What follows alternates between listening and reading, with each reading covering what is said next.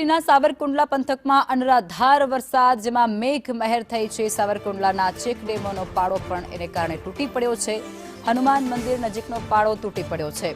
આ પાળો તૂટતાની સાથે જ નાવલી નદીનો પ્રવાહ વધી ગયો છે। ચેકડેમનો પાળો તૂટતા નાવલી નદી બે કાંઠે વહેવા લાગી।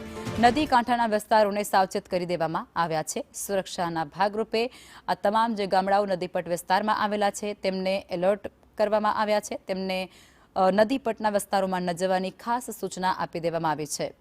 સાવરકુંડલાના ચેકડેમો અત્યારે ઓવરફ્લો થઈ રહ્યા છે, કારણ કે ત્યાં પાણી સતત વધી રહ્યો છે।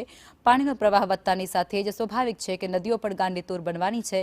ત્યારે આ નદીઓના રૌદ્ર સ્વરૂપ પણ ત્યાંથી સામે આવી રહ્યા છે, અને જેને કારણે નાવલી નદી ઉપરનું જે કોઝવે છે, જે માર્ગ છે, જે રસ્તો છે, તે અત્યારે બંધ હાલતમાં છે, અને જેને કારણે અનેક વાહન ચાલકો પણ અટવાયા છે।